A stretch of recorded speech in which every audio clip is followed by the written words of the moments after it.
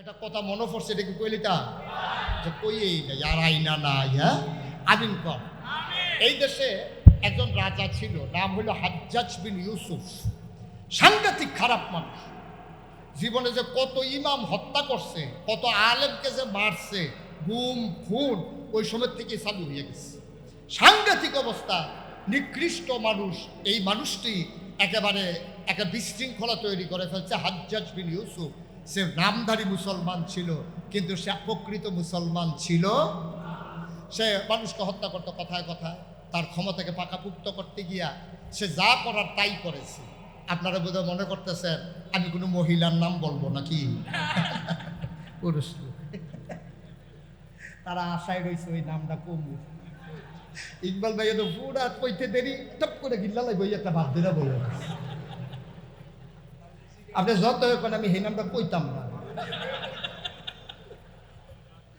এই নবী বলে লা ইলাহা ইল্লাল্লাহ বলার সাথে সাথে আপন চাচা পাথর মারে আর গালি দেয়া মোহাম্মদ তাব্বালাক। আর আমরা এই জিকির করলে মানুষ আমাদেরকে মোহব্বত করে, হাদিয়া দেয়, টাকা পাঠায়, মাছের মাথা, গরুর কলিজা, গাছের প্রথম লাউ সব আমাদের ঘরে চলে আসে, গাভীর প্রথম দুধ সব চলে আসে। মুশতাক ফৈজি হুজুর জিকির অনেক সুন্দর হয়েছে, মনে হয় মাটি কান্দে, মনে হয় জমিন কান্দে, মনে হয় আকাশ কাঁপে, গাছপালা জিকির করে। কিন্তু যেই নবীজি সেরা নবী, যেই নবী ইমামুল মুরসালিন, এই জিকির করার পরে নবী পাথরের আঘাত শোয়া লাগে, গালি খাওয়া লাগে, কাটা বিছাই রাখে, রাস্তার উপরে টিটকারি মারে মস্কারা করে। মানুষগুলো নবীরে মারতে যায়, নবীর মাথার উপরে নারী বুড়ি ছাপাই দেয়, নবীর গলায় ফাঁসি লাগাইতে চায়। 3.5 বছর জেলখানার ভিতরে আবদ্ধ করেছে। শুধু তাই নয়, ঘোষণা দেওয়া হলো ওই মোহাম্মদে যেই জেলখানায় আটকে দেওয়া হলো, ওইখানে কেউ টাকার বিনিময়ে খাবারও বিক্রি করতে পারবা না। নবী গাছের পাতা খাওয়া শুরু করলেন। হাদিস শরীফে এসেছে, পাতা খাইতে খাইতে নবী এবং সাথের সাহাবাদের পায়খানা ছাগলের লেদার মতো হয়ে গেছে। বড় সুবহানাল্লাহ। একটাই তো কলে আমি মুশতাক ফৈজি করলে হাদিয়া আসে, মামুন ভাই করলে আল্লাহওয়ালা হয়ে যায়, আরেকজনে করলে আল্লাহর ওলি হয়ে যায়, আর নবী করার পরে পাথরের আঘাত শোয়া লাগে। রহস্যটা কোন জায়গায় সেই সম্পর্কে আজকে আলোচনা। ওয়া তৌফিকি আল্লাহ যেন কবুল করে, সবাই বলি আমিন। কষ্ট হচ্ছে আপনাদের? আজকে কি আলোচনা হবে মোটামুটি একটা রেডি করলাম, এখন আলোচনা শুরু হবে। এখন যদি কঞ্জে হুজুর এতক্ষণ কি করছেন, এই যে গুছাইয়া আনলাম। এখন শুরু হবে। প্রথমে মনে করছিলাম বেশি লম্বা সময় নেব না, এখন সিদ্ধান্ত পাল্টাইছি। এখন সিদ্ধান্ত হলো 3-4 ঘন্টা দেরি হইতে পারে। এমন আছে ফজরের আজানও দিতে পারে। তারা জাতা দিয়া বোয়া আরে গেট লোক বাস পুলিশ টানতে ছাড়ছে, হেতার ফেসাব দোষে বিশ্ব রুড়াইয়া কি জানি কয় ইয়া চিটাগাং রুড়াইয়া এই বাদ যাবো দাউদকান্দি, হাতে কন্ট্রাক্টারে ফাওয়া ধরনের বাহির রাখছে। ভাই একটু কারবারটা সাইডে আবার উঠতে যাবো। কন্ট্রাক্টারে কয় বাস চাকরি দেখাইয়েন না, জায়গায় জায়গায় চাকার বইয়া দিস, ঠিক কিনা কর? তো কেন এই কি কয় সায়দাবাদের বাদ ছাড়লে দাউদকান্দি চলে যাওয়া লাগে ফেসাব নিয়া, আর মাহফিলও ধরনের আগে করণের লেগেতে উঠতে বই বই ওটা আধা ঘন্টা বইলে কি হয়? এটা নট অ্যালাউ। এখন কোনোর জন্য কোনো কিছুর জন্য এখন যদি কেউ আঙ্গুল দেখান, আঙ্গুল তো দূরের কথা, হাত দেখাইলেও কাম হইতো না। প্রত্যেক দিন মুশতাক হয়ে যায়, এসে বসে থাকে না কি হলে আপনার বাড়ির কাছে দিকে বাইক তালাইবেন আর আমার বয় ডাকবেন, মাহফিল এটা কি হেই হুজুর?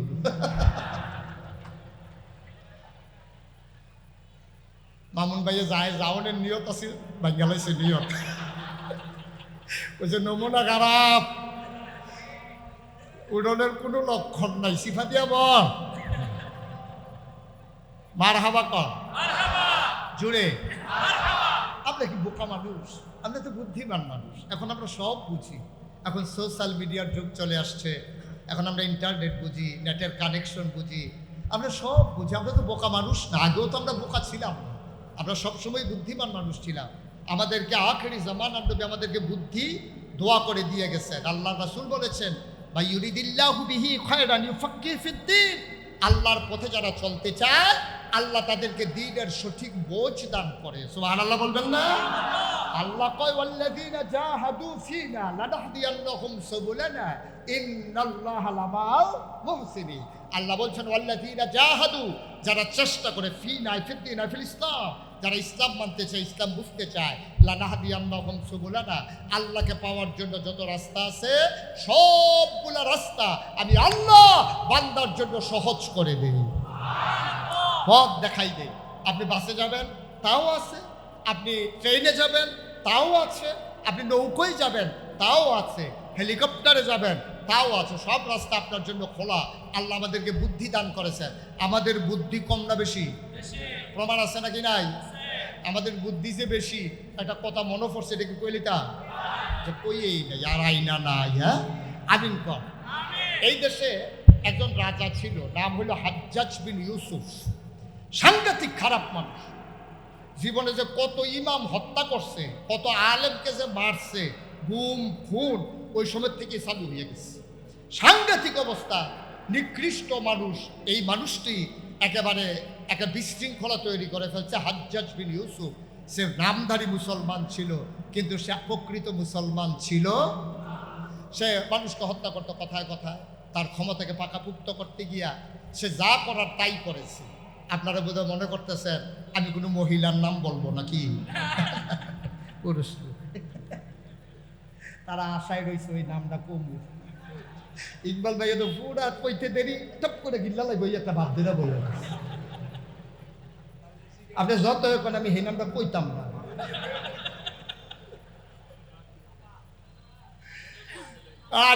আরে এটা কি শুরু করলেন আপনারা?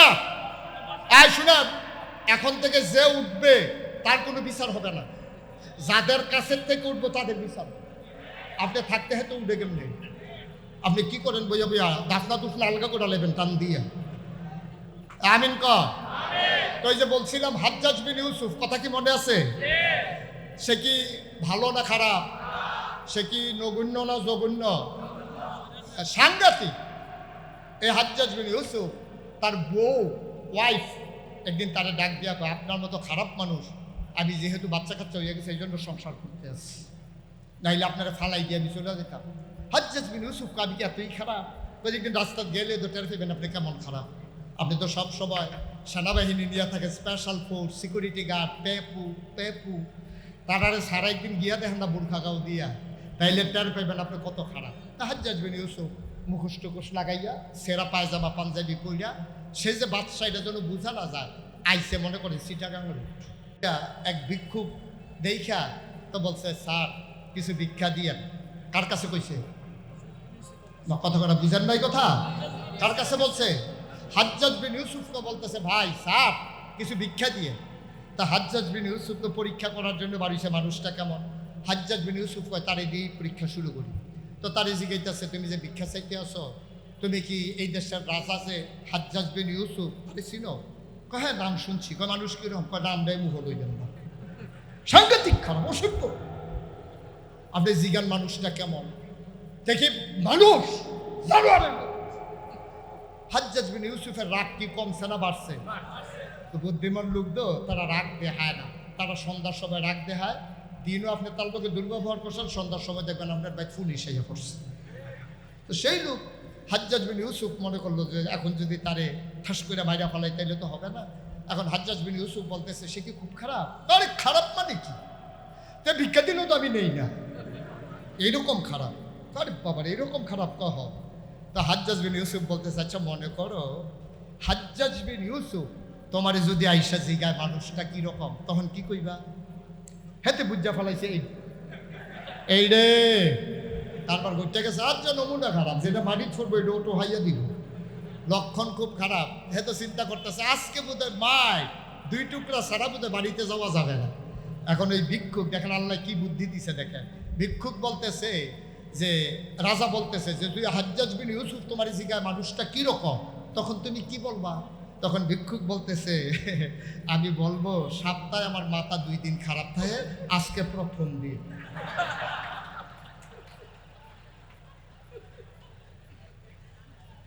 হাজ্জাজ বিন ইউসুফ কই বুদ্ধি গুণে বাচ্চা গেল, বুদ্ধি গুণে বাচ্চা গেল।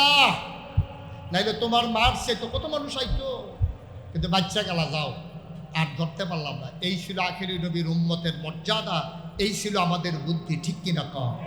এই জন্য আমাদের ব্যাপারে আল্লাহ ঘোষণা দিয়েছেন রাদিয়াল্লাহু আনহুম ওয়া রাদু আনহু।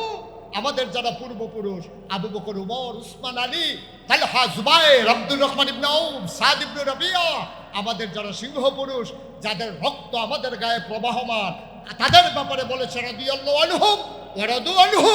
তাদের ব্যাপারে আল্লাহ খুশি, আল্লাহর ব্যাপারে তারা খুশি।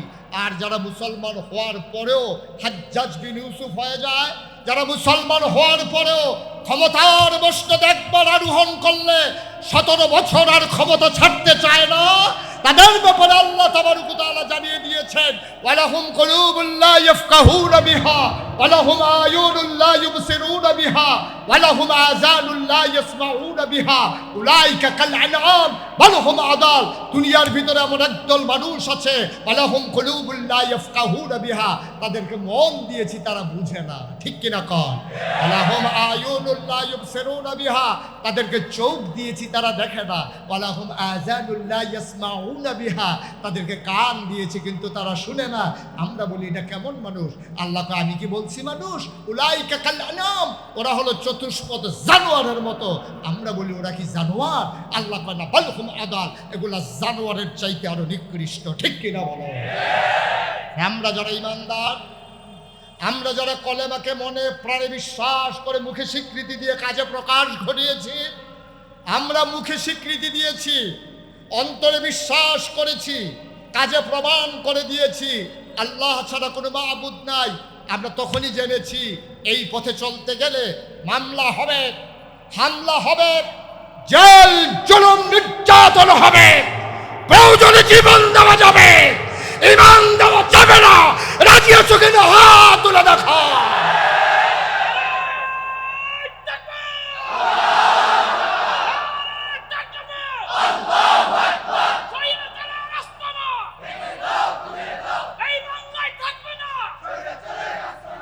সবাই পড়ে না আমিন, জুড়ে পড়ে না আমিন।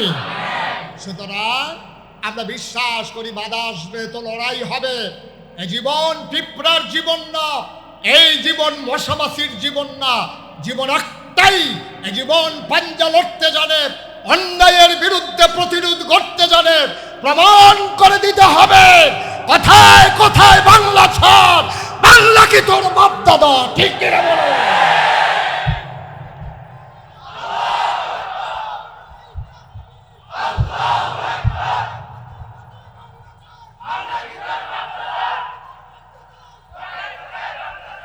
যেদিন গেছে একেবারেই গেছে, ওই দিনের আশা করে আর লাভ নাই। আমরা নতুন দেশ বিনির্মাণে স্বপ্ন দেখছি, যে দেশ হবে কলেমার ভিত্তিতে দেশ, ঠিক কিনা বলো? যে দেশ হবে ইনসাফের, যে দেশ হবে জুলুমবাজের পতনের, যে দেশ হবে চাঁদাবাজের পতনের, ঠিক কিনা বলো? এই দেশকে কারো কাছে লিজ দেওয়া হয় নাই। তোমার যেমন বাবার ভিটা, আমারও বাবার ভিটা, ঠিক কিনা বলো? কম করো নাই। কথায় কথায় মসজিদের মিম্বার থেকে আলেমদেরকে বেজ্জতি করে নামিয়ে দিয়েছো, মাইক কেড়ে নিয়েছো কোরআনের তাফসীর করার সময়। ছেলেরা যেমন শাহবাগ কাঁপিয়ে দিয়েছিল, কথায় কথায় বাংলা ছাড়, বাংলা কি তোর বাপদাদা। আর আজকে ওলামায়ে কেরাম সিদ্ধান্ত নিতে হবে, কথায় কথায় মিম্বার ছাড়, মিম্বার কি তোর বাপদাদা, ঠিক কিনা বল? মিম্বার আলেম ওলামা, মিম্বার শাসন করবে ওলামায়ে কেরাম, মেম্বারে কথা বলবে ওলামায়ে কেরাম, কোরআনের কথা বলেই যাবে, কোনো বাধা কোরআনের কথাকে থামিয়ে দিতে পারবে না, ঠিক কিনা?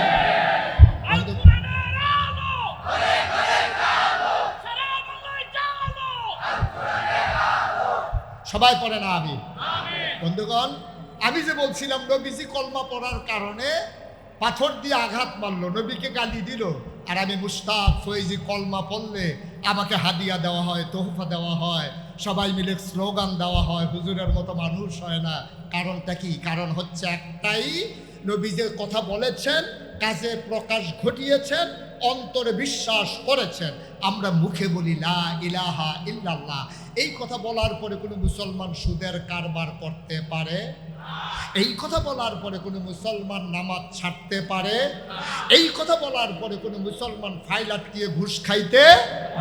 সহজ হিসাব। কিন্তু আমরা তো সবই করি, আবার কলমাও পড়ি। তাইলে ওই যে মামুন ভাই বলছিল, আমাদের মুখে বলি কিন্তু বিশ্বাস আমরা স্থাপন করতে পারি নাই। এটাই হচ্ছে আমাদের দুর্ভাগ্য। আল্লাহ যেন হেফাজত করে সবাই করে আমিন। বন্ধুরা আমার, ভাইরা আমার, ৪,০০০ বছর আগে নবী আসলেন। নবী এসে মানুষকে অন্ধকার থেকে আলোতে, গুমরাহি থেকে হেদায়েতের, কুফর থেকে নবী ইসলামে নিয়ে আসলেন। এখানেই শেষ নয় বাবা, আল্লাহ নবী একটা সুন্দর সমাজ বিনির্মাণ করলেন। মক্কায় ১৩টা বছর, বাকি ১০ বছর কাটিয়ে দিলেন মদিনায়। তিনি যখন বিদায় হজের ভাষণ দিতে দাঁড়ালেন, তিনি দাঁড়িয়ে সবাইকে সাক্ষী রেখে বললেন, আমি কি আমার দায়িত্ব পালন করতে পারি নাই? সবাই চিৎকার করে বলেছিল, হ্যাঁ আপনি আপনার দায়িত্ব পালন করে দিয়েছেন। আল্লাহ নবী হাত উঠিয়ে আল্লাহকে সাক্ষী রেখে চোখের পানি ছেড়ে দিয়ে বলেছিলেন, মাওলা রব্বে কারীম, ১,৪০,০০০ সাহাবা সবাই প্রমাণ দিয়েছে, সাক্ষী দিয়েছে, আমি আমার দাওয়াত পৌঁছে দিয়েছি। আবার আপনি আপনার দিনকে বিজয়ী হিসাবে রেখে দেন। বলেন সুবহানাল্লাহ। আল্লাহ তাবারক ওয়া তাআলা আজও যেন তাকে বলেন, ও সিদ্ধির গুঞ্জের মানুষ, কোনো চিন্তা নাই, কোনো পেরেশানি নাই। দিন ছিল, দিন আছে, দিন থাকবে, তবে শর্ত রয়ে গেছে একটা, ওয়ালা তাহিনু ওয়ালা তাহজানু ওয়া আনতুমুল আলাউনা ইন কুনতুম মুমিনিন। তোমাদের কোনো ভয় নাই, তোমাদের কোনো পেরেশানি নাই, তোমরাই হবা সফল কাম। ইন কুনতুম মুমিনিন, যদি তোমরা মুমিন হইতে পারো। ঠিক কিনা?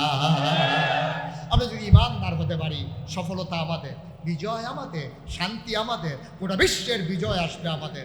যেখানে আমরা ঈমানদারের পরিচয় দিতে পেরেছি, সেখানে তো শান্তি পেয়েছি আমরা। এই যে মসজিদের ভিতরে ৫,০০০ লোক, ৫০০, ১,০০০, ২,০০০ লোক মসজিদের ভিতরে নামাজ পড়তে ঢুকে জুমারে, ইমাম সাহেব বলে আল্লাহু আকবার বলে, তিনি যখন নিয়ত বেঁধেছেন, সবাই মিলে আল্লাহু আকবার বলে নিয়ত বাঁধে। ইমাম সাহেব সূরা পড়লেন, সবাই নিথরে নিস্তব্ধ হয়ে শুনলেন। ইমাম আবার বললেন আল্লাহু আকবার বলে রুকুতে চলে গেলেন। আচ্ছা, আপনারা কি দেখছেন যে বাংলাদেশের বিশাল এক এমপি, উনি মসজিদে গেছে, ইমাম সাহেব কইছে আল্লাহু আকবার কয়ে রুকুতে গেছে, আর উনি টাক সুজো হইয়া দাঁড়াই রইছে যে আমি এলাকার এমপি, আমি কি রুকুতে বাঁকা হইলে চলবে নাকি? এই জন্য উনি দাঁড়াই রইছে। এরকম হইছে? উনি সাজদায় যায় নাই, উনি চতুর্দিকে চাইতে আছে, কে কে আসছে, কে কে ভোট দিছে, কে কে দেয় নাই, এরকম শুধু মাথা নজর দিয়ে চাইতে আছে। এই কারবার হয়েছে কোথাও? তাইলে এখানে রাষ্ট্রপতি, প্রধানমন্ত্রী, মন্ত্রী, এমপি, মেম্বার অফ পার্লামেন্ট, আমলা, কামলা, বদুল্লা, রিক্সাওয়ালা, শ্রমজীবী, ভুইয়া, চৌধুরী, সরকার, খনকার, ফেসকার, স্বর্ণকার, দফাদার, শহীদার, কন্ট্রাক্টর, দোকানদার, যত মানুষ আছে, গরিব ধনী, সবাই মিলে যখন ইমামকে মেনে নিয়েছে, রুকুর সময় রুকু, সাজদার সময় সাজদা, মসজিদের ভিতরে শৃঙ্খলা না বিশৃঙ্খলা? অশান্তি না শান্তি? মসজিদের ভিতরে হুজুর মানুষ বুঝে কি, পাঞ্জাবি গাও দেয়, দাওয়াত খায়, টুপি মাথার দিয়া দাঁড়িয়ে রাখছে, দিন দুনিয়ার খবর নাই। এই হুজুরে যদি ৫,০০০ মুসল্লির কমান্ডে এই হুজুর যদি শান্তি শৃঙ্খলা বিধান করতে পারে মসজিদে, খোদার কসম আমরা যদি সব জায়গায় এমন করে ইমামকে ফলো করতাম, আর ইমাম যদি সেই ইসলামের ইমাম হতো, খোদার কসম আমার এই দেশ শুধু কাগজে পত্রে নয়, প্রকৃত অর্থে আমার দেশ হতো সোনার বাংলা। ঠিক কিনা? একবার সহজ, ইমামরা মানার কারণে মসজিদের ভিতরে শান্তি সহজ। একটা বিশৃঙ্খলায় করে আওয়াজ নাই, চিৎকার নাই, চেঁচামেচি নাই। সুইটটা ফলায় যেতে কথা কয়, হেতারে আরেক ফলায় মিল্লা ঝাঁটা দিয়ে লাইছে নামাজের ভিতরে কথা, তাকে নামাজের ভিতরে কথা কইতে দেয় না। নামাজের ভিতরে দাদাই নাতিরে লয়ে গেছে, দাদাই যে নামাজ পড়তে আসে, নাতিয়ে কথা কয়, নামাজের ভিতরে নাতির মুখের ভিতরে সিফা দিয়ে ধরে রাখছে, হয়তো করে আওয়াজ তো পারো না। তাইলে দাদাই বুঝছে মসজিদের ভিতরে বিশৃঙ্খলা করা যাবে না। এখন একক কমান্ড চলছে, আর এই কমান্ডার হচ্ছে ইমাম। এই ইমামকে যেমন করে মসজিদে মেনে নিয়েছিলেন, সব জায়গায় যদি ইমামকে মেনে নিতেন, খোদার কসম আমার দেশ আনন্দের হিলডুলে দেশ বয়ে যেত, দরজা খুলে ঘুমাইতে পারতেন, চুরি ডাকাতির কোনো ভয় ছিল না। ঠিক কিনা বলেন? সহজ। পারলাম না কেন? নবী পারল ১,৫০০ বছর আগে, আমরা কেন পারলাম না? কারণটা কি? কারণ তো একটাই, আমরা ওই যে মামুন ভাই বলেছে, আমরা মুখে কলমা পড়ি, অন্তরে বিশ্বাস করি না। মুখেও পড়ি, অন্তরেও বিশ্বাস করি, কাজে প্রকাশ ঘটাই না। ও মুসলমান, যেই নবী দিন নিয়ে আসলেন আমরা নবীর আদর্শ ভুলে গেছি। মনে রাখবা শুধু দুইটা জিনিস করা যাবে, একটা হচ্ছে আল্লাহর হুকুম, 2 নম্বরে নবীর তরিকা। এর বাইরে মুসলমানের জন্য মানার কিচ্ছু নাই, ঠিক কিনা? বিধান মানবো কার? সবাই বলেন, বিধান মানবো কার? তরিকা মানবো কার? বিধান মানে কি? হুকুম। বিধান মানে কি? হুকুম। হুকুম মানবো কার? আচ্ছা, এটা প্রমাণ কি? আমরা যে হুকুম আল্লাহর মানি, যে প্রমাণ কি? আল্লাহ বলছেন আকিমুস সালাহ ইন্নাস সালাতা তানহা আনিল ফাহশাই ওয়াল মুনকার। সিদ্ধিরগঞ্জের মানুষ, নামাজ কায়েম করো। নামাজ কায়েম করলে হবে কি? মন্দ কাজ, খারাপ কাজ থেকে তোমাকে নামাজ ফিরাই রাখবে। সুবহানাল্লাহ বলবেন না? এখন আপনি যদি বলেন যে হুজুর বুঝলাম আল্লাহ বলছেন নামাজ পড়া লাগবে, এখন নামাজটা পড়া লাগবে কেমনে? যেইভাবে পড়া লাগবে এটাই হলো নবীর তরিকা। আল্লাহ যখন বলছেন আকিমুস সালাহ, নামাজ কায়েম করো, সাহাবারা দৌড়ে দৌড়ে নবীর কাছে বললেন, গিয়ে বললেন আসসালাতু ওয়াসসালামু আলাইকা ইয়া রাসূলুল্লাহ। ওয়া আলাইকুমুস সালাম ওয়া রাহমাতুল্লাহ। কেন এসেছো? ইয়া রাসূলুল্লাহ জানতে চাই, আল্লাহ বলছেন আকিমুস সালাহ, নামাজ কায়েম করো। নামাজ কায়েম করা লাগবে কেমনে এটা তো জানি না। আল্লাহ বলছে ওয়ার কওমা রাকিন ওয়াসজুদু মা সাজিদিন, কিন্তু সাজদা কারে কয়, রুকু কারে কয়, এটাই তো বুঝি না, আপনি একটু বুঝাই দেন দেখি। নবীজি বললেন ঠিক জায়গায় চলে আসছো, সল্লু। নবীজি বলছেন সল্লু, তোমরা নামাজ পড়ো। আল্লাহ বলছেন আকিমুস সালাহ, নামাজ কায়েম করো। নবীজি বললেন সল্লু, তোমরা নামাজ পড়ো। এখন দুইটা তো বুঝে গেলাম। সাহাবারা কই রাসূলুল্লাহ পড়ার জন্যই তো আসলাম, পড়াটা লাগবে কেমনে? নবীজি বললেন সবাই সোজা হয়ে দাঁড়াও। অজু আছে? অজু কারে কয়? অজু মানে হচ্ছে নাকে পানি দিয়া গড়গড়ার সাথে কুলি করা, নাকে পানি দিয়া নরম জায়গায় পৌঁছে দেওয়া, আর হচ্ছে আর কি বলে এই গড়গড়ার মুখমণ্ডল মাসেহ করা অজু, আর হচ্ছে কনুই পর্যন্ত ধৌত করা, 4 ভাগের 1 ভাগ মাথা মাসেহ করা, আর পায়ের টাকনু সহ ধৌত করা। তো বুঝতাম ইয়া রাসূলুল্লাহ অজু আছে। গোসল, তোমাদের কি কারো গোসলের দরকার আছে? গোসল কি কারণে করতে হবে? নবী বুঝালেন। গোসল কেমনে করা লাগবে? গড়গড়ার সাথে কুলি করতে হবে, পানি গলায় দিয়া করে আওয়াজ করতে হবে গলায়, নাকের একেবারে নরম জায়গা পর্যন্ত, যেখানে পানি গেলে জলে উঠে ওই পর্যন্ত পানি পৌঁছে দিতে হবে। গায়ের সমস্ত শরীর একটা পশম পরিমাণ জাকনাও শুকনা রাখা যাবে। এর এই অজু ওই গোসল আছে? কই হাই ইয়া রাসূলুল্লাহ রে। আবার বললেন সাল্লু, তোমরা নামাজ পড়ো। সবাই লাইন ধরে দাঁড়ালেন, নবীজি কিরাত করলেন, রুকু দিলেন, সাজদা দিলেন, আবার বললেন সাল্লু কামা রাআইতুমুনি উসাল্লি, আমি যেইভাবে নামাজ পড়েছি তোমরা দেখে দেখে এইভাবে নামাজ পড়ো। নামাজের হুকুম করলেন কে? আর দেখাই দিলেন কে? এই হুকুম হইল বিধান, আর দেখানো হইল তরিকা। সুবহানাল্লাহ বলবেন না? তাহলে আমরা হুকুম মানবো কার? তরিকা মানবো কার? কেন মানবো? এই নবী তো সেই নবী। কোন নবী? এটা বলেই আমি আলোচনা শেষ করে দেব। অনেকে যে শুনছে 3-4 ঘন্টা দেরি হইব, এই জন্য কয় শুধু শুধু আর দেরি করে আপনার এলো বাড়ির জায়গা না, এটা একটা কথার কথা। সবাই ধৈর্য ধরে বসেন, এই কিছুক্ষণের ভিতরে শেষ করে দেবো ইনশাআল্লাহ। আল্লাহ যেন কবুল করে, সবাই করে আমিন। বন্ধুগণ, নবী কেমন নবী একটু শুনেই আমরা শেষ করে দেবো ইনশাআল্লাহ। তাইলে নবীর ব্যাপারে 3টা উপাধি, 3টা বিখ্যাত উপাধি। ইমামুল, সবাই কথা, ইমামুল, খাতামান, রাহমাতুল্লিল মাশাআল্লাহ। এবার আসেন নবীজি ইমামুল মুরসালিন প্রমাণ কি? আল্লাহর নবী তিনি বসে আছেন কাবার কিনারে, হেলান দিয়ে চোখ বন্ধ করে আরাম ফরমাচ্ছিলেন। ইসলামের চরম পরম দুশমন, নাম হইল আবু জাহাল। কি নাম? বন্ধু না শত্রু? ছোট না বড়? কি ঘুম চলে আসছে আপনাদের? নবীর শত্রু আবু জেহেল, ইসলামের শত্রু ছোট না বড়? বড় শত্রু আবু জেহেল। খুব খেয়াল করেন, সূক্ষ্ম কথা, চিকন কথা মন দিয়ে শুনতে হবে। নবী বসে আছেন কাবা করে হেলান দিয়া। এমন সময় এই যে নবীর চাচা আবু জেহেল আয়সা কয় মোহাম্মদ, মোহাম্মদ, জুড়ে বলতে হবে তো, মোহাম্মদ। কে কয়? কে কয়? আবু জেহেল।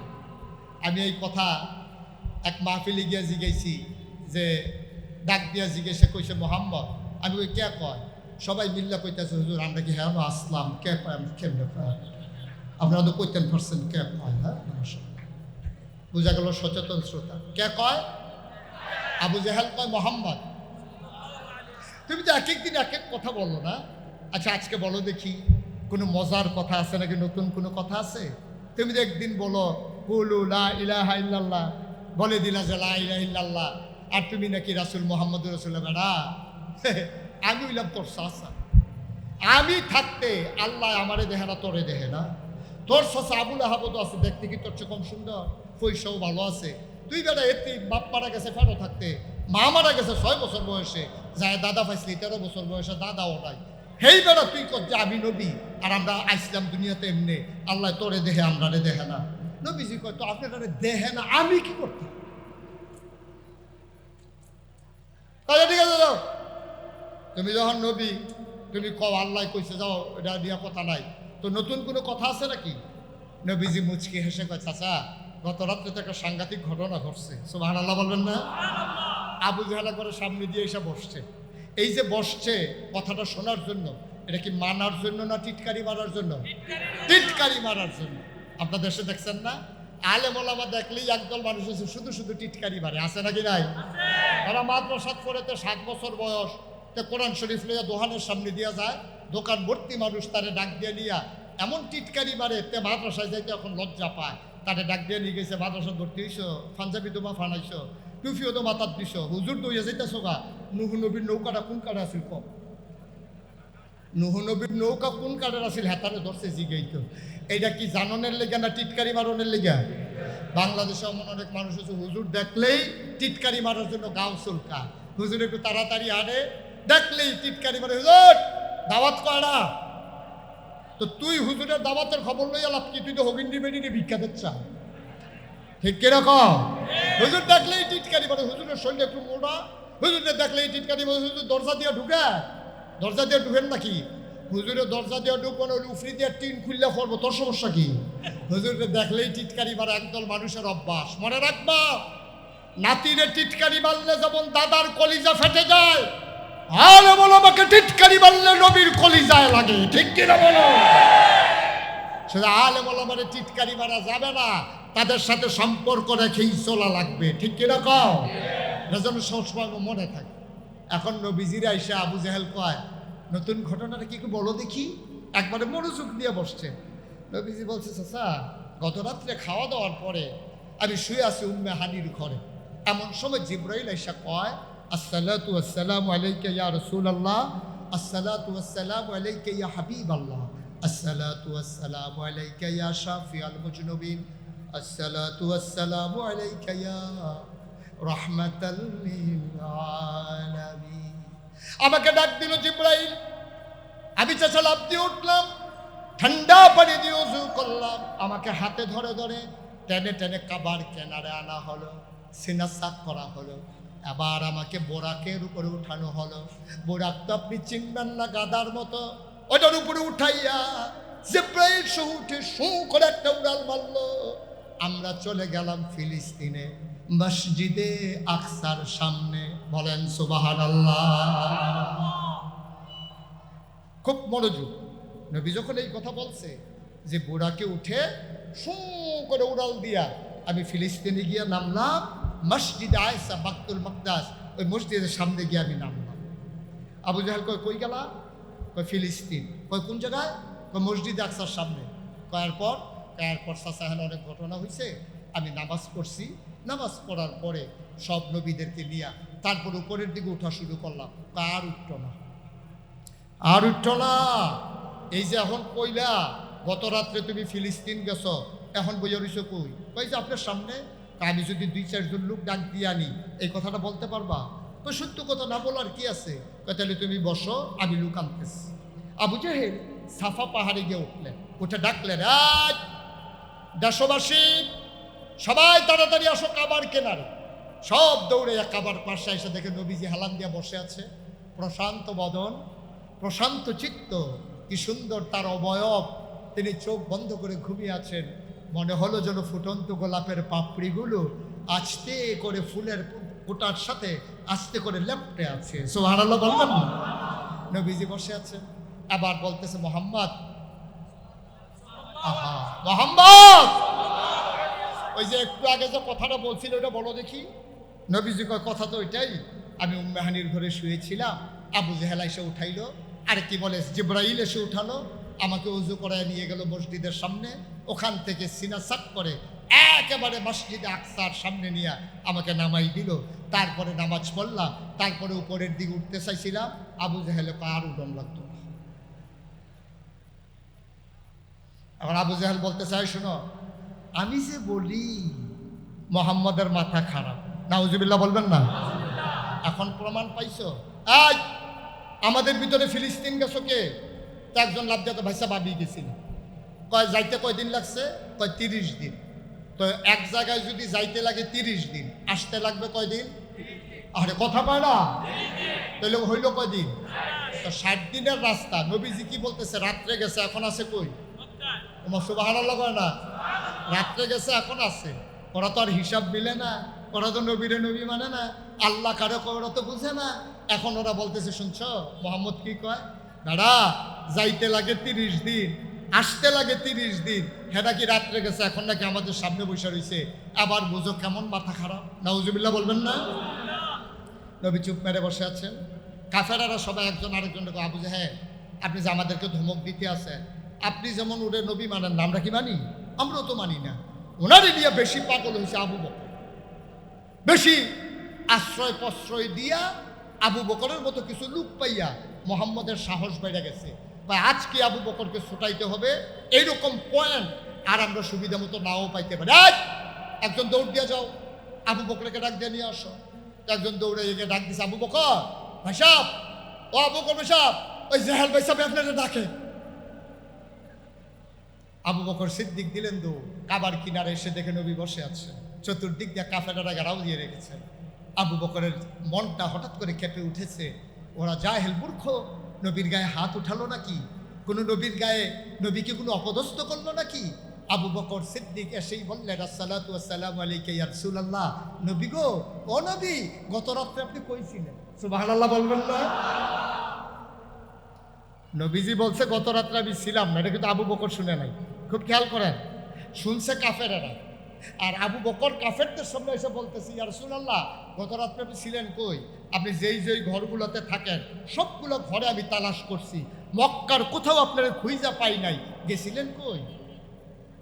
এই কথা বলার পরে এখন সব কাফেরেরা আবু জেহেলের দিকে চায়, আজ আইছিলেন সোডাইতেন, আনছিলেন আবু বকরের সোডানের লেগে হেবারে দিয়ে আরো শক্ত হইয়া ধরছে হয়। এবার যখন সাক্ষী রাজ সাক্ষী হয়ে গেছে, আপনার কোন যে আবু মোহাম্মদের দিয়ে আবু বকরের সোডাইবে, আবু বকর দিয়ে আরো শক্ত সাক্ষী হইতে আছে। মোহাম্মদ কয় ছিল না, আবু বকর কয় খুঁজা পাই নাই, তো সাক্ষী নইল। সুবহানাল্লাহ বলবেন না? টেনশন করো না, লাইন আরো আছে, লাইন করতে আছে। আবার আবু বকর সিদ্দিককে আবু জেহেল দাইকা কয়, আবু বকর তুমি কি শুনছো মোহাম্মদের কথা? কই কি বলছে? মোহাম্মদে কয় গত রাত্রে খাওয়া দাওয়ার পরে ঘুমের থেকে উঠটা সে নাকি ফিলিস্তিন গেছে। কোথায় নাকি? কহ এই জন্য তুমি পাই নাই। সুবহানাল্লাহ বলবেন না? সে ফিলিস্তিন গেছে, এটা কি তুমি বিশ্বাস করো? তুমি তো একটা বিবেকবান মানুষ, তুমি তো হিসাব বুঝো, শিক্ষিত সজ্জন, তুমি জানো না ফিলিস্তিন যাইতে কয়দিন লাগে? কহ শুনছি 30 দিন লাগে। কত আসতে লাগে 30 দিন। তো সে কয় রাত্রে গেছে, আর এখন আমাদের সামনে বসে, এটা তুমি বিশ্বাস করো? আবু বকর মুস্কি হেসে কয়, এর চাইতে বড় বড় কথাই তো বিশ্বাস করছি। সুবহানাল্লাহ বলবেন না? শুধু এটা কেন, এর চাইতে বড় কথা বিশ্বাস করি নাই আমরা? আমরা যারা ঈমান এনেছি, আমরা তো এর চাইতে বড় কথা আরো বিশ্বাস করেছি। তিনি বলেছেন আল্লাহ আছে, কোনোদিন আল্লাহ দেখি নাই, কোনোদিন আল্লাহ দেখা দেয় নাই, কিন্তু নবী বলছেন আল্লাহ আছে, আমরা বলেছি অবশ্যই আল্লাহ আছে। ঠিক কিনা কয়? এই নবীর কথা শুনে আল্লাহ না দেখে আল্লাহ মাইনা নিলাম। এই নবী কয় ফেরেশতা আছে, আমি কি ফেরেশতা দেখছি? আমরা মেনে নিছি না ফেরেশতা? নবী বলছে জান্নাত আছে, জাহান্নাম আছে, আমরা তাও মেনে নিয়েছি। নবী বলেছেন ওনার আগে নাকি অনেক নবী এসেছেন, আমরা তাও মেনে নিয়েছি।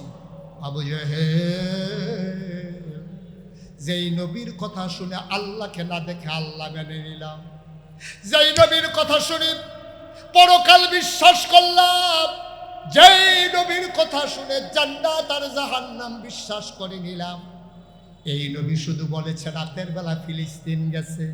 এটা কি একটা কথা নাকি? এটা তো একটা সাধারণ কথা। এটা কি নবী বলছে না তুমি বলো?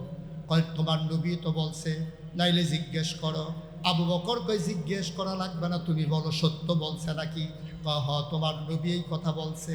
আবু বকর সিদ্দিক চিৎকার করে কয়, আবু জেহেল রে, ও আবু জেহেল, বুঝে ধরুক আর না ধরুক, জ্ঞানের আওতায় আসুক আর না আসুক, এই কথা যদি নবী বলে থাকে তুমি শুনে রাখো, অবশ্যই নবী সত্য বলেছে।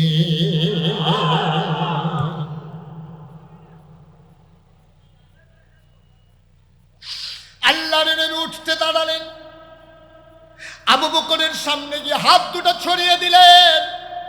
আল্লাহর নবীর চোখের কোণায় পানি চিকমিক করে, আবু জেহেলও কান্দে।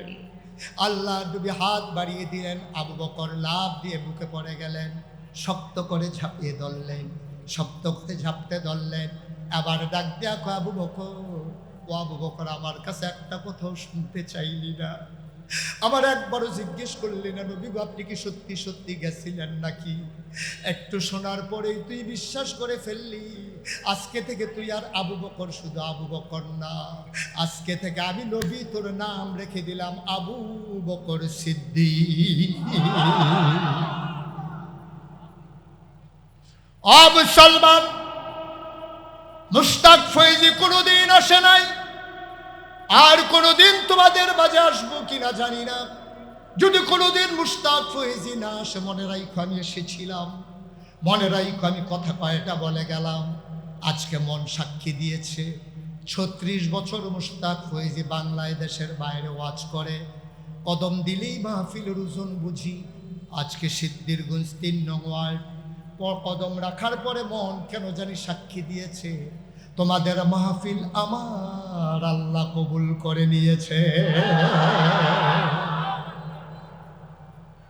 তুমি যদি বলো কেমন করে বুঝলেন, আমি বলি তুমিও বুঝেছ, তুমি উপলব্ধি করো নাই, তুমিও বুঝেছ। সন্ধ্যার পরে যেই জায়গায় বৃষ্টি হলো, সন্ধ্যার পরে বৃষ্টি হওয়ার পরে আকাশে মেঘের ছুটি ছুটি এখনো আছে, কি সুন্দর বৃষ্টি মুক্ত রাত আল্লাহ উপহার দিলে। মাহফিল কবুল হওয়ার জন্য এই প্রমাণটাই যথেষ্ট, ঠিক কিনা বলে? আল্লাহর নবী আবু বকর সিদ্দিক কেমন করে বিশ্বাস করলেন? এটার নাম হইল বিশ্বাস। বিবেক ধরে না, জ্ঞানে ধরে না, কিন্তু নবী বলেছেন আমি ফিলিস্তিন গিয়েছি। বিবেক ধরো কার না ধরো, জ্ঞানের আওতায় আসুক না আসুক, নবীর কথাটাকে নিঃসন্দেহে নিঃসংকোচে নিঃসন্দেহে মেনে নেওয়া, এটার নাম হইল ঈমান, ঠিক কিনা? এখানেই শেষ না বন্ধু। আল্লাহর নবী একদিন বললেন, আবু বকর, ও আবু বকর, প্রস্তুত থেকো, যে কোনো দিন একদিন বোধহয় মক্কা ছেড়ে দেব। মাঝরাত সবাই নিথরে নিস্তব্ধ, একটা কেউ জাগনা নাই, পাখিগুলো আপন নিরে ঘুমিয়ে পড়েছে, গরুগুলো গোয়াল ঘরে ঘুমায়, শিশুর মায়ের বুকে মুখ রেখে ঘুমায়, বেওয়ারিশ কুকুরগুলো নিরাপদ আশ্রয়ে প্রিয়তম স্বামী প্রিয়তমা স্ত্রীকে নিয়ে ঘুমিয়ে পড়েছে, কেউ জাগনা নাই। নিথরে নিস্তব্ধ পৃথিবী, শিশির বিন্দুর আওয়াজ ওই ঘরের চালের ভিতরে টিপ টিপ করে ঝরে, সেই আওয়াজও শোনা যায়। আল্লাহর নবী ঘর থেকে উঠলেন, তিনি ঘুম থেকে জাগলেন, তিনি আবু বকরের দরজায় গিয়ে আস্তে ধরে কড়া নাড়লেন। আবু বকর দরজা খুলে দিয়ে বলেন, লাব্বাইক ইয়া রাসূলুল্লাহ। আল্লাহর নবী চমকে উঠলেন, তিনি থমকে দাঁড়ালেন, তিনি আশ্চর্যান্বিত হয়ে গেলেন। ডাক দেখো আবু বকর রে, আবু বকর, চুপি চুপি একটা মাত্র ডাক দিলাম, কেমনে টের পাইলা? তুমি কি ঘুমাও না? আবু বকর কান্দে আর কয়, ইয়া রাসূলুল্লাহ, যেই দিন আপনি বলেছিলেন তৈরি থেকো, যে কোনো সময় রওনা দেওয়া লাগতে পারে, ওই দিন থেকে আবু বকরের পিঠ আর বিছানায় লাগে না।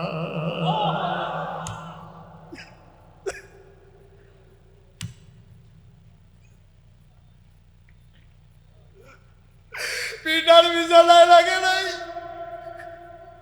আমার স্ত্রী বারবার আমাকে বলেছে, ও প্রিয়তম স্বামী, আপনি তো না ঘুমাইতে ঘুমাইতে মরে যাবেন, একবার ডাইনে কাত হয়ে পড়ে যান, একবার ভাবে কাত হয়ে পড়ে যান, সামনের দিকে পড়ে যান ঘুমাতে ঘুমাতে।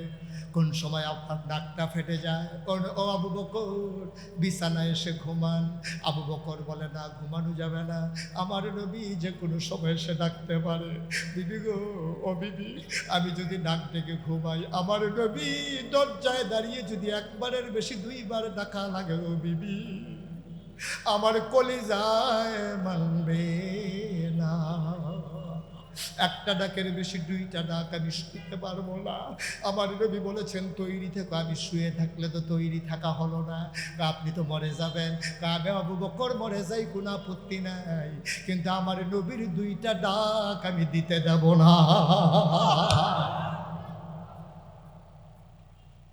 আল্লাহ নবী হাঁটা দিলেন উল্টা, যেদিকে মদিনা সেদিকে গেলেন না, উল্টা পথে হাঁটলেন। আবু বকর সিদ্দিক কই গুস্তাখি মাফ কর দিজিয়ে, বেয়াদবি মাফ করবেন। আপনি কেন মদিনায় যাওয়ার কথা বলে উল্টা পথে হাঁটছেন?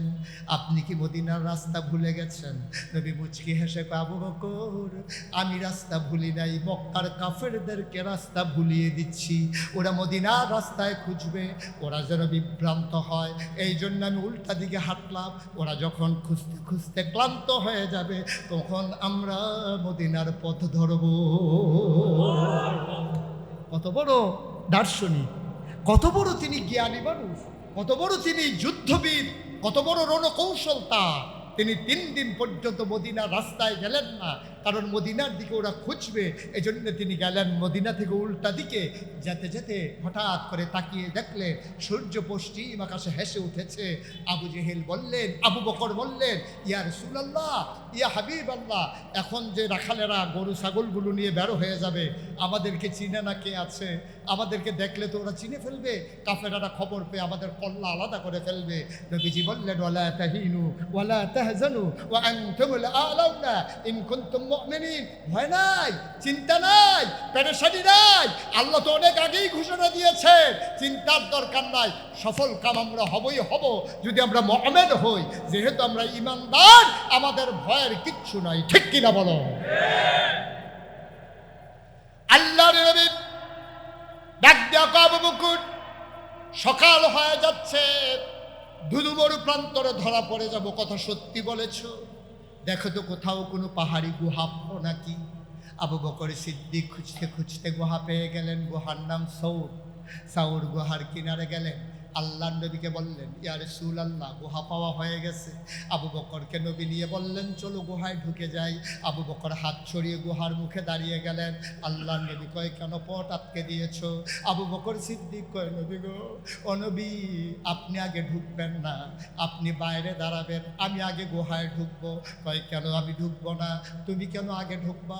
কয়, পাহাড়ি গুহা, কখনো কোনো মানুষ বাস করে নাই, এখানে হিংস্র জন্তু জানোয়ার থাকতে পারে, সাপ বিচ্ছু থাকতে পারে, আমি একটু আগে গিয়ে দেখি কোনো হিংস্র জন্তু জানোয়ার আছে কিনা, তারপরে আপনি ঢুকবেন। আল্লাহর নবী চোখের পানি ছেড়ে দিলেন। ও আবু বকর, আমারে গেলে সাপ বিচ্ছু কামড়াবে, তুই গেলে বুঝি কামড়াবে না? তুই ঢুকবি, তোরে বুঝি কামড়াবে না, আমারে কামড়াবে? আবু বকর সিদ্দিক ডাক দেয়া কয়, নবী গো, আমার মতো 100 আবু বকর যদি মরে যায়, ইসলামের কিচ্ছু হবে না গো নবী। আপনার যদি কিছু হয়ে যায়, ইসলাম থাকবে না।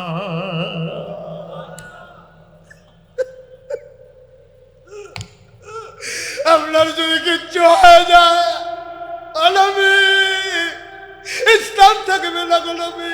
আমি মরে যাই, আপত্তি নাই, আমি আগে দেখতে চাই গুহা নিরাপদ কিনা। আবু বকর সিদ্দিক গুহায় ঢুকলেন, নবীকে ডাকলেন, আহলান সাহলান মারহাবা, মোস্ট ওয়েলকাম, গুহাতে আপনাকে স্বাগত। নবী আস্তে করে ঢুকলেন, ক্লান্ত পরিশ্রান্ত দেহ তার। তিনি বললেন, আবু বকর আসন পেতে বসো, আমি একটু আরাম ফরমাই। আবু বকর সিদ্দিক আসন পেতে বসলেন। আল্লাহর নবী কুলের ভিতরে মাথা রেখে শুয়ে পড়লেন। আবু বকর সিদ্দিক কপালের ভিতর আস্তে করে টিপে দেয়, চুলের ভিতরে আঙ্গুল বুলিয়ে দেয়। আমার নবী আরাম পেয়ে চোখ বন্ধ করে ঘুমাতে শুরু করলেন। আবু বকর সিদ্দিক তাকাইয়া দেখে গর্তের ভিতরে, গুহার ভিতরে চতুর্দিক দিয়ে ছোট্ট ছোট্ট গর্ত দেখা যায়। গর্তগুলার ভেতর থেকে জিহ্বা, সাপের জিহ্বা এমন লক লক করে। আবু বকর ভয় পেয়ে গেলেন, টান দিয়া মাথার পাগড়িটা টুকরা টুকরা করলেন। টুকরা টুকরা করে ওই পাগড়িটা দিয়ে সবগুলা গর্ত বন্ধ করে দিলেন। কাপড়ের টুকরা শেষ, কিন্তু গর্ত বাকি রয়ে গেল আরো একটা। কয়টা? কাপড়ের টুকরা, কাপড়ের টুকরা নাই, গর্ত বাকি রয়ে গেছে একটা। কি দিয়া বন্ধ করবে? আর কাপড়ের টুকরা নাই। আবু বকর সিদ্দিক নবীর মাথার নিচ থেকে আস্তে করে একটা কদম বের করলেন, পাটা দিয়া গর্তের মুখে এমন করে চাপা দিয়ে রেখেছেন। বিষাক্ত সাপ, বিষধর সাপ গর্ত থেকে বের হতে না পেরে আবু বকরের পায়ের ভিতরে ছুবল মারলেন। বিষাক্ত ছুবলে আবু বকরের দেহটা নীল হয়ে গেল। আবু বকর শক্ত করে দাঁত দিয়া ঠুট কামড়ে তিনি আওয়াজটা চেপে রাখলেন, যেন আওয়াজে নবীর ঘুম ভেঙে না যায়। ও মুসলমান, আবু বকর আওয়াজ চাপালেন ঠুট কামড়ে দিয়া, চোখের পানি বন্ধ করবেন কি দিয়া?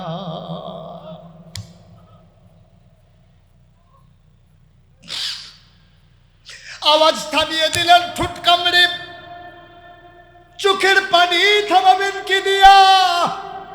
টপ টপ দুইটা গরম চোখের পানির ফোঁটা নবীর গাল মুবারকে পড়ে গেল।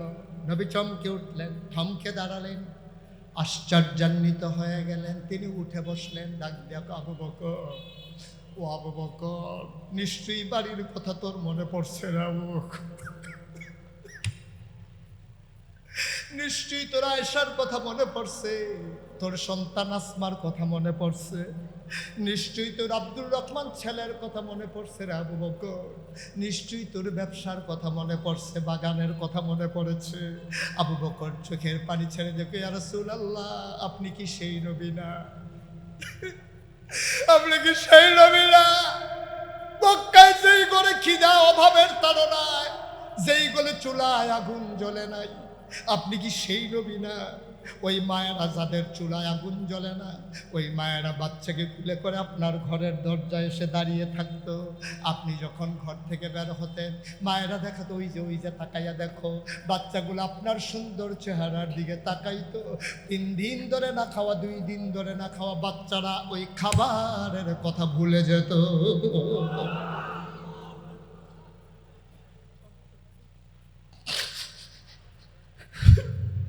আপনি সেই নবী না? আপনি সেই নবী না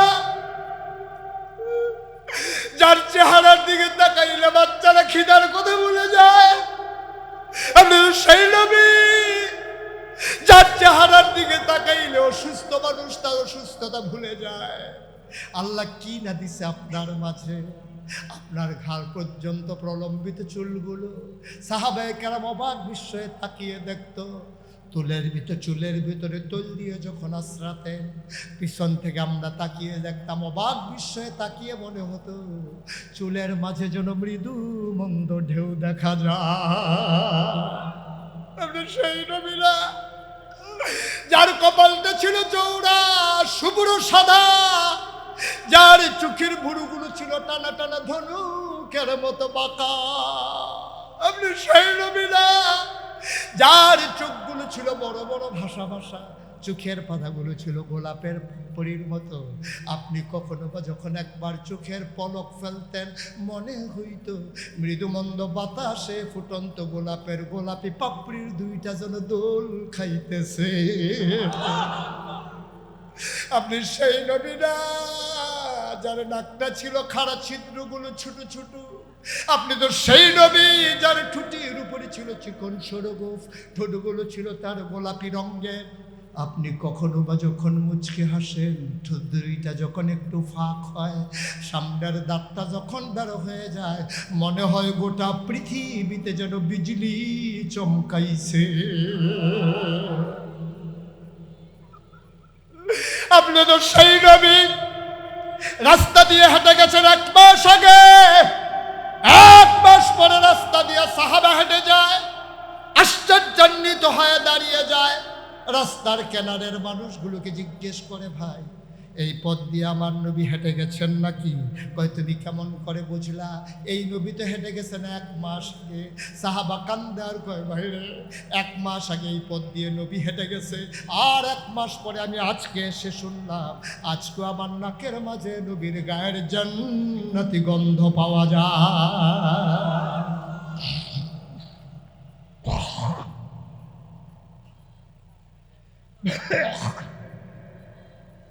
ও নবী,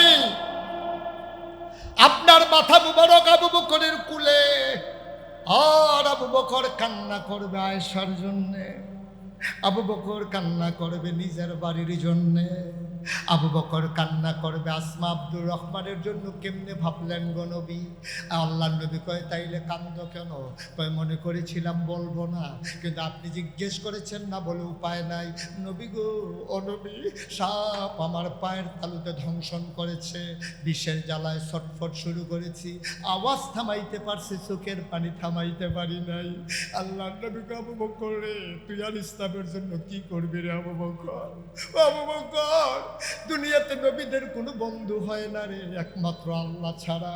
যদি আমি নবীরে আল্লাহ হুকুম দিত একজন বন্ধু বানাই নাও, খোদার কসম তুই আবু বকরকে আমি নবী বন্ধু বানাইতাম।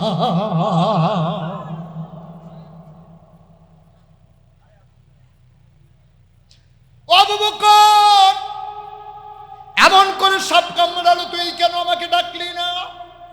আবু বকর কয় আপনার ঘুম ভাঙ্গানোর দুঃসাহস আমি পাই নাই। আবার আল্লাহ নবী ডাক দেয়া কয় দেখি দেখি কোথায় কামড়ে গিয়েছে সাপ। আবু বকর পায়ের তালু দেখালেন, এখনো দাঁতের চিহ্ন দেখা যায়, রক্ত বের হয়ে আছে। আল্লাহ নবী তার জিহ্বা থেকে একটু লালা আঙ্গুলের মাথায় লাগালেন, আবু বকরের ধ্বংসনের জায়গায় একটু লালা লাগাই দিলেন। আবু বকর কয় খোদার কসম, সাপ কামড়ানোর আগে আমার পাটা যেমন ছিল, ওই লালা লাগানোর পরে আমার পাটা আগের চাইতে আরো বেশি আরাম পাচ্ছিল। তুমিও মুসলমান, আমিও মুসলমান, আমরাও মুসলমান, আবু বকরও মুসলমান। একটু হিসাব মিলাইয়া দেখো, মুশতাক ফৈজি যদি কোনো দিন না আসে, আজকে বাড়িতে গিয়া যখন শুয়ে যাবা, আরামের বিছানায় শুইয়া চোখের পানি ছাইরা কথাগুলা মিলাইয়া মিলাইয়া দেখো, আমাদেরও ইমান তাদেরও ইমান, আমরাও মুসলমান তারাও মুসলমান, মাঝে দিয়া যুজন মাইল পার্থক্য মনে হয়। তাদের তুলনায় আমরা আজকে কাফেরের চাইতে নিকৃষ্ট। ওদের ইমানদার মনে হইলে আমরা ভয়ে ভীত সন্ত্রস্ত হয়ে যাই। আমাদের মতো মানুষ আবার ইমানদার হয় কেমনে, ঠিক কিনা? ওদের চরিত্র, ওদের সৌন্দর্য, ওদের ব্যবহার, ওদের লেনদেন, ওদের চলাফেরা, ওদের চাওয়া পাওয়া, ওদের হিসাব নিকাশ, ওদের দাম্পত্য জীবন, ওদের ব্যক্তি জীবন, ওদের পারিবারিক জীবন, ওদের সামাজিক জীবন, ওদের রাজনৈতিক জীবন, ওদের ইন্টারন্যাশনাল রিলেশন, ওদের জিন্দেগি আমাদের জিন্দেগি মনে হয় যেন আকাশ যুজন মাইল, জমিন আর আকাশের মাঝে যতটুকুন ফারাক, তাদের চরিত্রের সাথে আমাদের জীবনের তার চাইতে আরো বেশি ফারাক, ঠিক কিনা কও? কেমনে শান্তি পাবেন? শান্তি ওরা পাবে না তো আমরা পাবো। আমরা পাবো, কথার ঠিক নাই, কাজের ঠিক নাই, খাওয়ার ঠিক নাই। কয় যে হুজুর এত নামাজ পড়ি কবুল হয় না তো। হবে কেমনে? তুমি যেই টুপি মাথায় দিয়ে মসজিদে ঢুকছো, ওই টুপিটাও তো সুদের টাকার কি, কেমনে হবে কবুল? তুমি মসজিদে ঢুকছো যেই পাঞ্জাবি পইরা, ওই পাঞ্জাবিটাও তোমার ঘুষের টাকায় কিনা, ঠিক কিনা কও? কেমনে হবে কবুল? তোমার নামাজ কবুল হবে না। সুদের টাকা দিয়ে টুপি কিনো, ঘুষের টাকা দিয়ে পাঞ্জাবি কিনো, খাও মদের টাকা বিক্রি কইরা, মানুষের সম্পদ লুণ্ঠন কইরা, রাস্তার গম বিক্রি করে খাও। হগিন্ডি বেডির লিগে বিস্কুট আইছে, হেই বিস্কুট নেতায় খাইয়া বলবে খাডাস কারে কয়বার? লজ্জা সরব আছে নাকি? জিন্দিগিটার একটু সুন্দর কর। কি হবে? কি হবে মর্যাদা দিয়ে? আমি তো প্রায় বলি আমার এই সোনার জিন্দেগি, এত মানুষ, এত স্লোগান, এত চিৎকার চেঁচামেচি, পর্দার আড়াল থেকে জানালে খুলে মায়েদের ওয়াজ শুনে কান পেতে আমার যুবকেরা রাস্তার 2 ধারে দাঁড়িয়ে আছে। আমি তো বিশ্বাস করি একজন মানুষকে যদি 1000 টাকা করে দেওয়া হয়, তারপরে ওই মানুষগুলো এই লম্বা সময় নিয়ে কারো কথা শুনবে না, ঠিক কিনা বলো? ওদেরকে টাকা দেওয়া হয় নাই, খাবার দেওয়া হয় নাই, দলীয় কোনো কারণে ওরা আসে নাই, ওরা এসেছে তাদের ঈমানকে মজবুত করার জন্য, ঠিক কিনা বলো? ওরা এসেছে কোরআনের কথা শুনে কোরআনের রঙে নিজেকে রাঙিয়ে দেওয়ার জন্য, ঠিক কিনা বলো? সুতরাং আমি মাঝে মাঝে মনে করি যাহা মুশতাক ফয়েজি কারণে কারণে এই নামটা জানে না বাংলা ভাষাভাষী এমন মানুষ খুব কমই আছে, ঠিক কিনা কম? এই দুঃখে গেছিলাম সৌদি আরব, এবার গেছিলাম হজে। আমি মনে করেছি বাংলাদেশে তো মাস্ক লাগাই আরম লাগে, খালি বুর্খা গাউদনের বাহির হয়েছে, ফলাফাইন দেখলে ডাক দেয়, কি কইয়া এটা পৌঁছ যেত। গেলাম সৌদি আরব, হজ করতাম, গেছি মিসফালা দিয়ে রাস্তায় দিয়ে হাঁটতেছি। এখন মক্কা শরীফের ছোটো ছোটো বাচ্চারা, সৌদি আরবের বাচ্চা, আরবিতে কথা কয়। আমার তো নাসিনারি কথা দেখি যে বাচ্চাগুলো মারে বাবারে হাতে দুটো টাইম আনছে। তাই মনে করছি কি দেখাবে আল্লাহ জানে, কিছু বোধহয় দেখাবে। তোমা আমার কাছে আন না আঙ্গুল দিয়ে সেটা ফলাফেনে দেখায় মুরব্বী। আমি কই বেড়া তোরার দুঃখে এখন পর্যন্ত আইও থাকতাম পারলাম না। এক কথা কইয়া কি বিপদে পড়ছিলাম, কথা কইতাম 5 বছর আগে ফলাফেন এটা লাগাই দিছে এই 5ই আগস্টের পরে। মার হাবা কয় না রে ভাই, কয়দিনের জিন্দেগি, কয়দিনের জিন্দেগি, কি করবে টাকা দিয়ে? কি করে মানুষ? আপনি যদি পেট ভরে খেয়ে ফেলেন, আপনি যদি আমি লাঠি দিয়ে পিটাই যে একটা মিষ্টি খাওয়াই লাগবে, আপনি কানতেন না পারবেন, আপনি কি খাইতেন পারবেন? ঠিক কিনা কম? পেট ভরে গেলে আপনি খাইতে পারবেন না তো বাবা। পেটটা যখন ভরে যাবে, আপনি যদি একটা মিষ্টি দেন, আপনি তাকাইয়া তাকাইয়া কানতে পারবেন, খাইতে পারবেন না। আমি এই কুমিল্লাতে মুরাদনগর এক মাহফিলে গেলাম, তো ওরা আমারে পিএসকে জিজ্ঞেস করছে হুজুর কি পছন্দ করে? ওই হুজুর গুড়া মাছটা দেশি মাছ পছন্দ করে। তো ওরা চলন মিলে মাছ আনছে, কই মাছ, একটা মাছের দাম 1000 টাকা। প্লেটে যখন দিছে অর্ধেকটা করে 2 সেটে বাড়ি রয়েছে, বাইরের টাকার আছে। আমি চিন্তা করলাম, জিগেলাম কত? হালি হুজুর 4000। আমি কই মজা এই দো মাছটা দিছে না, আরেকটা 2টা। মনে মনে কই হাদিয়া না দিল 2000 কারবার গড়াই লেছি, হাদিয়া না দিল চিন্তা নাই। পরে খাওয়া দাওয়া শেষ হয়েছে, পেট যখন ভরে গেছে, হেই লোক যে খাওয়াইতে আছে হ্যাঁ কইতেছে হুজুর সর্বনাশ। আমি কি সর্বনাশ? হুজুর মনে নাই। আমি কি মনে নাই? হুজুর আপনার যে ডায়াবেটিস এটা তো শুনছি, এই জন্য ঢাকা থেকে স্পেশাল মিষ্টি 1400 টাকা কেজি আপনার জন্য আনছি, এটা সুগার ফ্রি, এটা খাইলে আপনার ডায়াবেটিস বাড়বে না। তাই আনার পরে মিষ্টিটি দেখে আমার এত কষ্ট লাগতেছে, কান্দনের বাহির হয়েছে। আমি সাইয়া থাকতাম পারছি, খাইতাম তো পারছি না, ফের তো ভরা। তখন আমি সাইয়া রয়েছি অনেকক্ষণ মিষ্টির দিকে। কতক্ষণ পরে বললাম রাহ, ওয়াজের পরে দেখি লাড়া টাড়া করে একটু খালি হইলে যাইতে একটা খাইয়া যাবো, বাহিরে লইয়া যাবো, প্যাকেট কইরা দিব। এই এর দূরে দু জিন্দেগিটা কেন আমার দেশের নেতারা বুঝে না? কেন আমার দেশের আমলা কামলারা বুঝে না? কি করবে টাকা দিয়া? এই যে এত কষ্ট কইরা, এত মেহনত করে, চুরি চামারি কইরা হাজার হাজার কোটি টাকা বিদেশে পাচার করলো, এখন তে কো তাই কো টেহা কো, ঠিক কিরকম? তে কখনো সিফা তাই তো খবরে নাই। বাড়ি গিয়া হইল সেকেন্ড হোম কানাডা, তারপরে গিয়া সেকেন্ড হোম মালয়েশিয়া, যাইতে পারছে না তো, সতর্কতা ধরা পড়ে গেল। কবে আমি কইতাম কামাইয়া কুমাইয়া হমা, হেই ওয়াজ পড়ে বসে হাতার উপর ধরা খাইছে। কি সুন্দর ভাজাবা, কি সুন্দর পাঞ্জাবি, এখন ঠিক যখন ধরা খাইছে তা কামাইয়া কুমাইয়া হমা, ঠিক কিনা কম? এর দূরে তো ইমান, আর এর দূরে তো ইমান বেড়া। আমি মুশতাক ফয়েজি, যদি বন্দুকের নল ত্যাগ করো আর যদি বলো দাড়িগুলো কামাই ফেলতে হবে, আমি বলবো জীবন দেওয়া যাবে, দাড়িতে হাত দেওয়া যাবে না, ঠিক কিনা বলো? এটাই তো ইমান। আর হেতারা কায়দার লেগে রাহে বেসব বললে কামাই না, কামাইয়া থাহন যায় বেড়া, ধরা পড়ে গেছে না।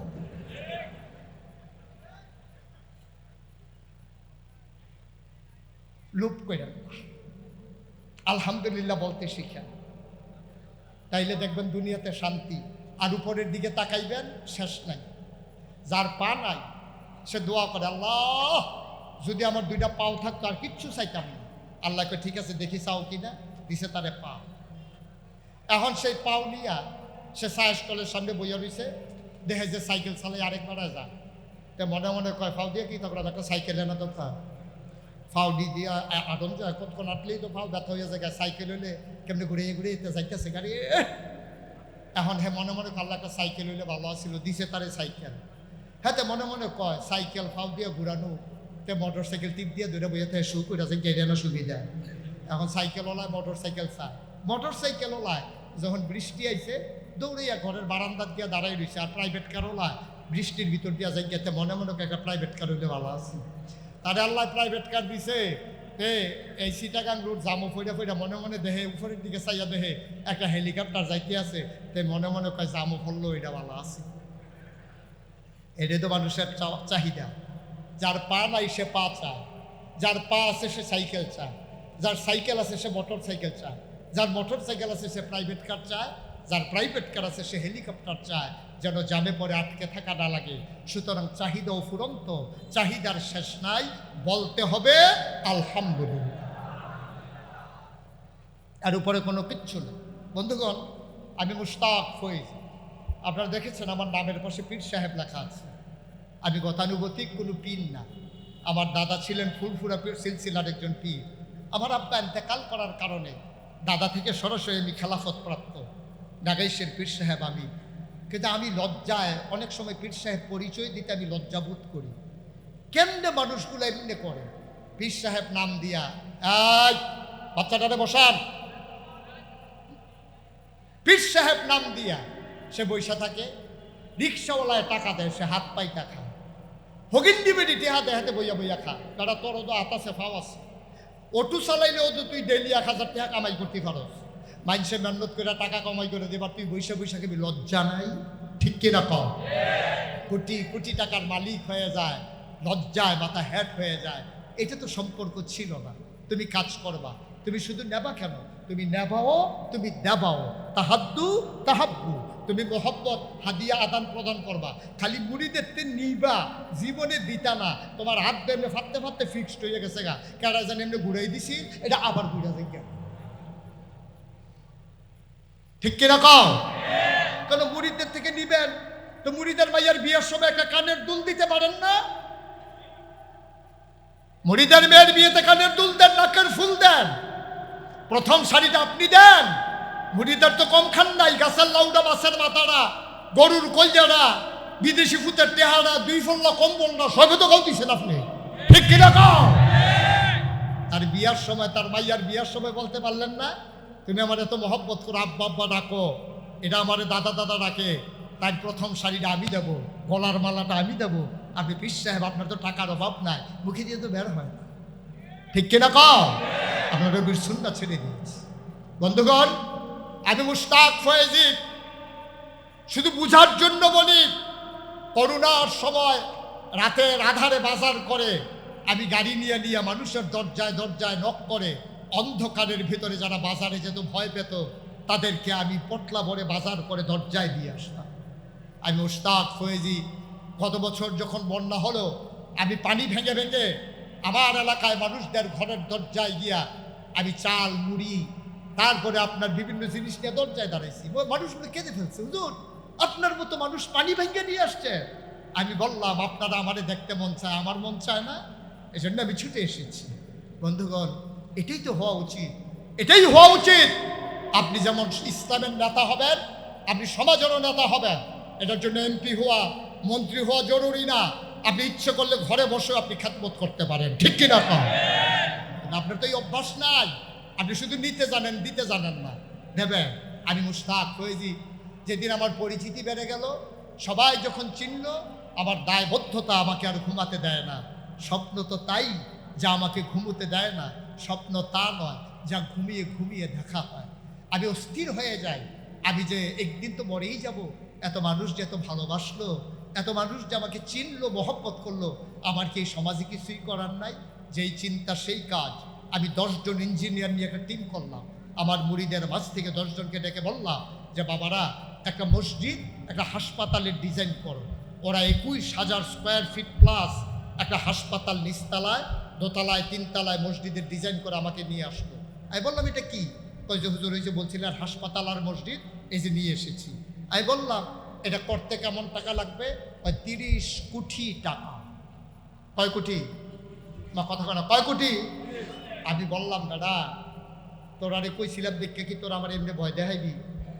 কি করছ তোরা? 30 কোটি জীবনেতেও দেখছ? হুজুর 1 কোটিও তো দেখছি না। তারেক বেটার কাম দেয় না 30 কোটি উঠাই দিছ।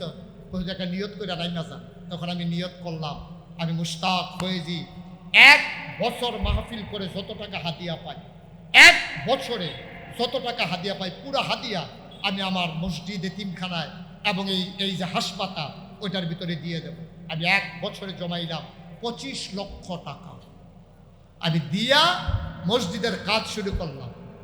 24 সালের জুন মাসের 1 তারিখ আবার মসজিদের 1 তালার ছাদ হয়েছে যেখানে হাসপাতাল হবে।